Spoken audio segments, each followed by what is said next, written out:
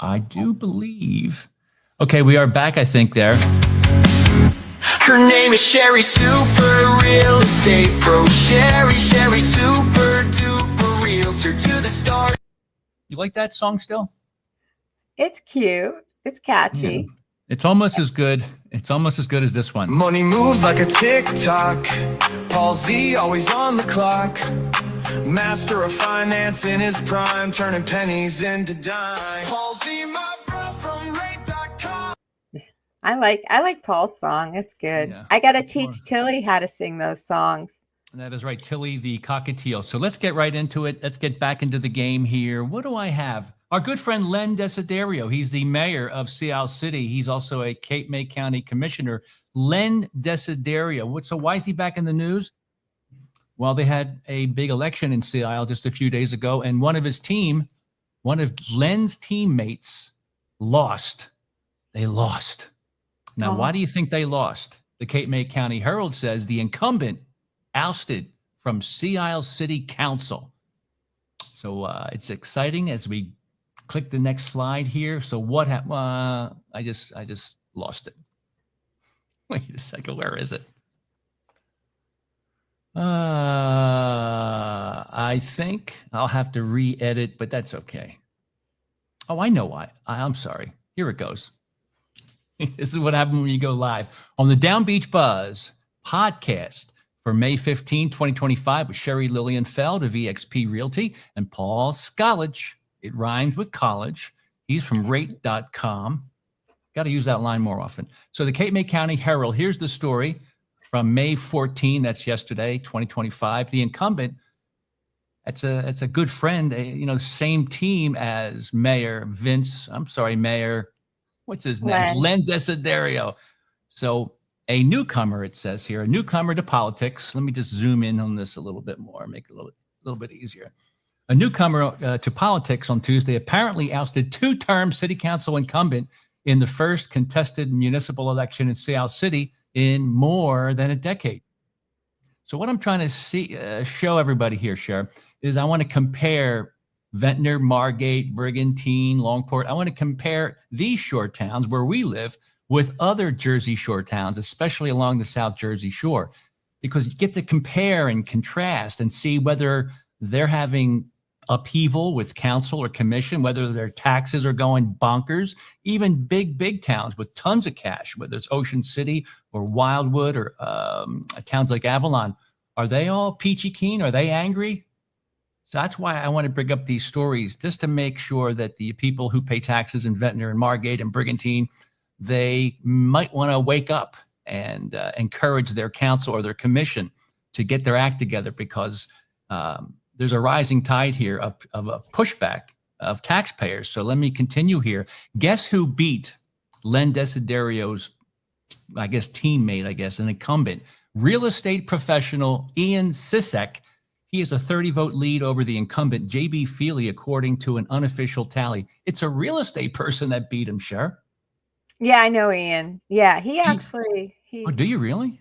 Yeah, I mean, I've had interactions with him. Yeah, he's been around for a while. He's not a newbie. Like he's been around for quite some time. So. Well, I just brought it up is because typically the incumbents, especially in these short towns, they hold on to their seat. But it's good to see somebody like that. So let me explain what was going on. So what's his name? Sisek again? Was that it? Ian Sisek? Mm-hmm. Okay, so let me come down to the next paragraph. Sisek told the Cape May County Herald that just days before the election that he was committed to fostering transparency and accessibility in their government. So they were running on a ticket that demanded more transparency from city leadership. Let's continue the article, saying Sisek saying he and Casaboom, his partner, wanted to make governance more inclusive and responsive. He advocated that council meetings be held after the workday for those who have jobs and that they can be live streamed to extend participation to those who can't physically be at the meetings. Casaboom, as a teacher and a coach, also finished ahead of Feely in fourth place. Sea Isle City, says the Cape May County Herald, was among the Cape May County municipalities that ranked the lowest on transparency in government in a Herald survey last year. Interesting. Well, I find it hard to believe also that having meetings at 10 a.m. during the week doesn't lead itself to transparency for people that work. Another interesting thing about the elections down here along the shore, some of these people win or lose by literally 10, 20, 30 votes. I mean, on average, the candidates here, they're getting 400 votes, 413, maybe 600. I don't think people realize that you don't need a lot of votes to become the mayor of Ventnor or Margate or Avalon or whatever. It's crazy. True. And I think, what do they say? Oh, only 14%, Cher. Only 14% of registered voters actually cast ballots. So not only are there so few voters because they're full-timers and shoebies don't vote or can't vote or whatever, only 14% of them, of the full-timers, they vote. So, wow. That's bad. I mean, wake people up, shouldn't complain. Don't complain if you're not going to vote. Like, don't complain. And this is your point too about like, show up to the council meetings. You know, when you're around, show up. Like, you can't complain about or you shouldn't if you're not going to speak up. But anyway. All right. But the more I dig into this is that people like Len Desiderio, he needs to step down soon. He's been in office way too long, but Desiderio is very similar to Michael Collins of Margate, Vince Serra of Brigantine, Lance Landgraf of CRDA and Ventnor. Why don't they want the cameras to be turned on? But little by little, one by one, these towns are all falling because that's a bad hill to die on, saying that, no, we have enough transparency. First off, he has to get rid of the beard. Get rid of the beard. That's not a good look for you. All right. What do you say? It's so bad. It's so bad in Ocean City that they have a new website called Ocean City 2050. They're putting pressure on Ocean City leadership. It's everywhere, Cher. Let me tell you, Ventnor and Margate are falling behind. If you thought I was like a pain in the ass, constantly talking about Zoom and transparency and all this garbage, they're nuts down there, further south, Ocean City, Avalon, West Wildwood. They're much more advanced in lighting a fire under incumbents who have been in office forever, and they don't want you to watch. They have the meetings, council meetings at 10 o'clock on a Tuesday morning when no one's around. They make the biggest decisions in the off season. Len Desiderio was the mayor in the 90s. I mean, we used to own real estate in Sea Isle. When we lived in Pennsylvania, that was where we would go. And he was the mayor back then in the 90s. That's a really long time. Crazy. All right, what else do we have? Well, this is a good one. In Lavallette, Lavallette, New Jersey. Do you believe that two men were arrested after filming a Lavallette council meeting? They claimed they had consent.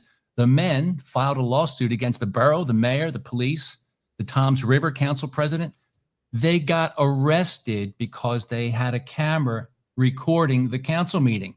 That's how insane it is. So let's, wow. I got some video. Want to watch the citizen. The citizen wanted to record the meeting for a injured or a sick relative. And we wanted to show you some video since you can't come to the event. Watch this arrest. Okay. Now you're gonna be escorted out now. Why are you taking my property? So I'm gonna put handcuffs on you in about 2 seconds. I'm gonna say a letter. You need prior approval to film the meeting. I just showed you the law. Okay. You're not understanding. You need prior approval to film the meeting here. Okay. I have prior approval right there. The town has the rights to put restrictions on it. You need prior approval to film the meeting. Sir, common law right. I'm going to ask you to leave. Not leaving. Sir. You have my property. Can I have my property? Stand up. You're under arrest. Here's the law. Yep. I'm a disabled veteran. Can you handcuff me in the front? Here you go, in the front. There you go, Sheriff. Wow. They arrested a disabled veteran for recording a public meeting. That's Lavalette. Sheriff, I'm telling you, I'm just giving everybody a warning. Mayors of all these towns, you better turn the cameras on. One by one, people are going to realize that you guys hiding, in the dark, not turning on Zoom or YouTube, which basically costs nothing. What are you hiding? What do you hide? We can't see how you're spending our money. So that's a crazy video. Yeah, you got to really ask yourself, why would they have a problem with someone recording a public meeting unless they're afraid they were saying something that they didn't want to come back and haunt them? I mean, it's ridiculous. But we got to give props. We got to give props to Denny Levinson of Atlantic County. He records everything. Live stream, you have it up on YouTube later. All the transcripts are there. I give him an A+. Denny Levinson of Atlantic County. He does his meetings the right way. How do I grade Mr. Margate Transparency, Michael Collins of Margate? I don't give him a very good grade because he's still dragging his feet, but he's spending money on gas stations that are contaminated for a parking lot that's going to be a money loser. He gets not a good score. He no video at all. God forbid he does planning boards on video. This guy gets less than a C-. And then our good friend Brigantine Mayor Vince Serra, it's kind of okay, but they still won't put a Zoom camera on the most important meeting, which is the planning and zoning meetings. They definitely don't want you to watch those. And the school board meetings, you don't need to see that kind of stuff. Move ahead. There's nothing to see here. And Ventnor's getting better, but they need to videotape their planning board meetings and their school board meetings. Why the school board meetings? I want to see them on Zoom because my good friend, the very handsome DownbeachBUZZ, he's the president of the school board. I just want to see more. I want to see more of him in action. Can I ask for that? Jeez. And this guy, he wasn't a big fan of, having Oprah being wide open. That's Vince Palestina. He kind of recused himself when Governor Murphy was trying to gut the Open Public Records Act. That's why I am no longer sending a Christmas card to Vince Palestina every year. Just not going to do it. You liked that one, didn't you? I'm not sending a Christmas. Son of a gun. All right, let's do something uplifting, okay? Because people always email.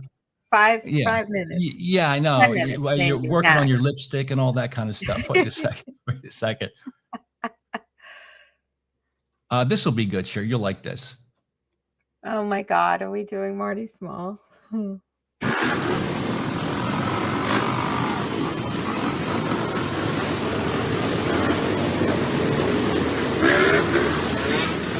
Oh boy. What is it? A convention of the electric vehicle? What is going on?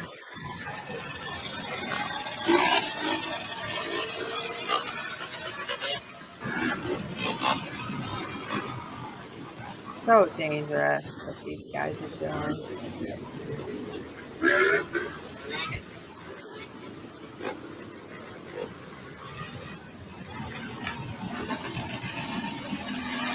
That was Mother's Day. That was a couple days ago. And the motorcycle gangs and the ATVs causing chaos, no one's doing anything. They can't chase them. I understand that, but they could use other technology.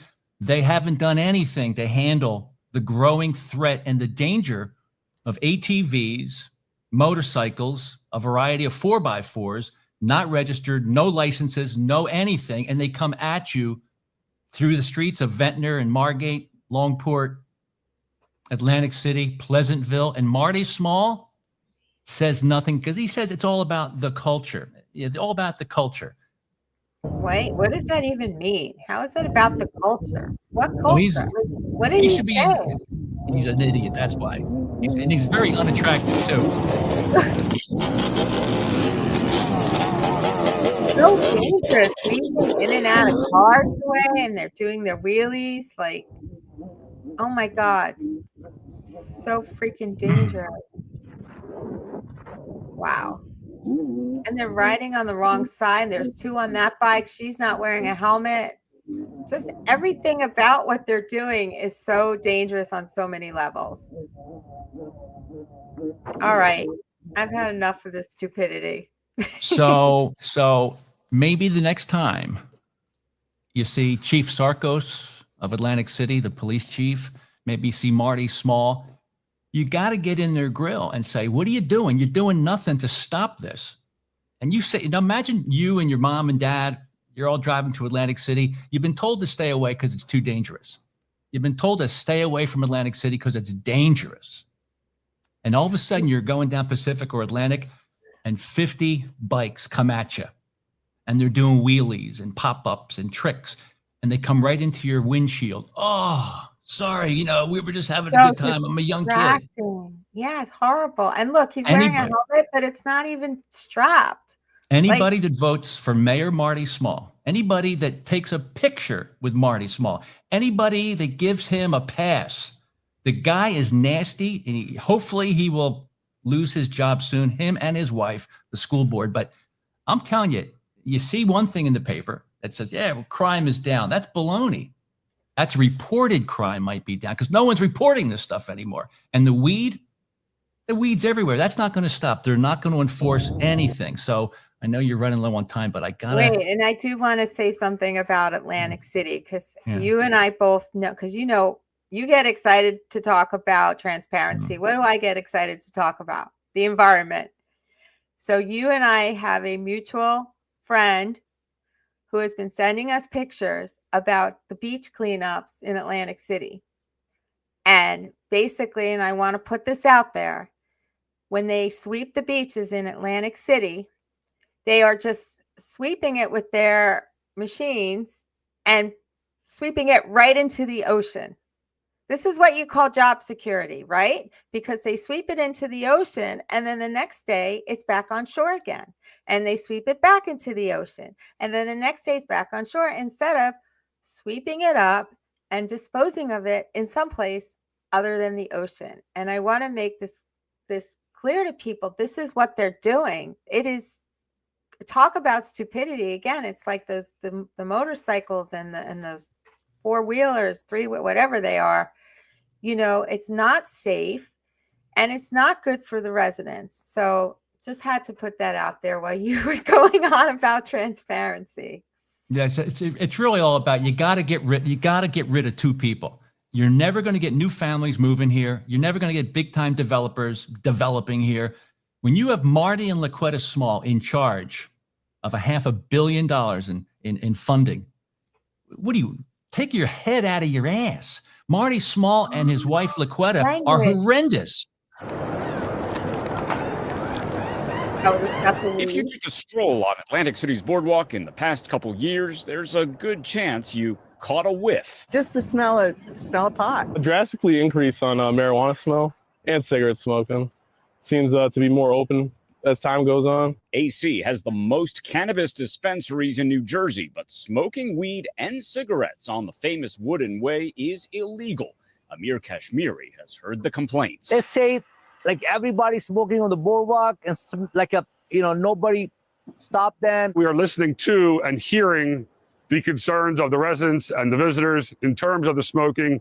They don't want to see it. They don't want to smell it. So we're going to address it. This year, Atlantic City police are stepping. Yeah, that's not going to happen. They're not going to stop it. There's no way. To your point, right? No enforcement. They can't. You're they right. can't just, and you want to compare it. Do you think you'd see kids smoking dope, smoking pot on the Ocean City boardwalk?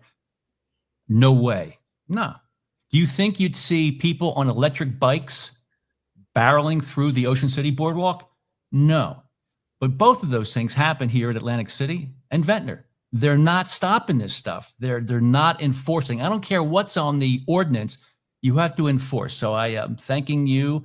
Yeah. Ted Greenberg always does a good job. And just one more, because you sent it to me, Sheriff. I gotta go. Oh, here we go. Yes. The short-term rental. But next time you'll be on time, and I know you have to work on your makeup and your lipstick and all that. And Beth, even Beth Torsey is here. Do you know who Beth is? Right there. Say hi to Beth. Hi, Beth. I walk the boards with a friend and we choke on the smell. 100%. Yeah, horrible, Beth. I play pickleball with Beth. Oh, one of your pickleball friends. Look at Don't be jealous. I'm not jealous. You have expanded your friend group significantly since you started playing pickleball. And they only play with me because I can get the ball back to the other side of the net. That's the only reason they're kind of nice. So let's talk about short-term rentals. Our good friend, what's his name again from Margate? We're talking about Mayor Collins? No, our man. Here we go. We'll just turn the mic off and watch. Ted Greenberg. Wait, are you having all these mental moments? Yes. To legally be on the rental market in historic Cape May, houses must have a fire safety inspection every year. Having known that it's a registered property and inspected property, it could provide a level of safety for you. But officials say a recent review revealed some startling stats. 20 to 40% of the short-term rental properties listed were not registered with the city, a requirement that costs hundreds of dollars for a license. Potentially hundreds of illegal rental homes on Airbnb, VRBO, and conventional listings. So this is my point that I made before when you said how many are there, and I said that if they're registered, that's the only number the city can give you. But there are plenty more that are not registered. 100% agree, and thank you, Ted Greenberg, for highlighting that. But yeah, what can you do about it? Oh, I think they have like technology that could scour the Airbnb and VRBO and find the non-registered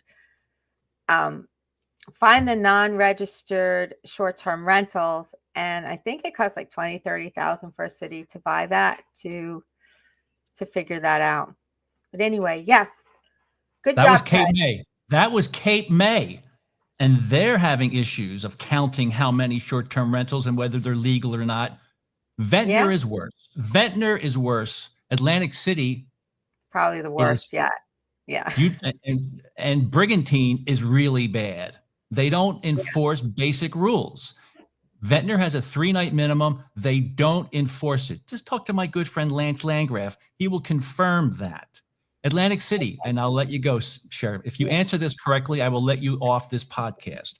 How many short-term rentals exist in Atlantic City right now? 1,600. 1,900. So now you're stuck with me for a few more minutes.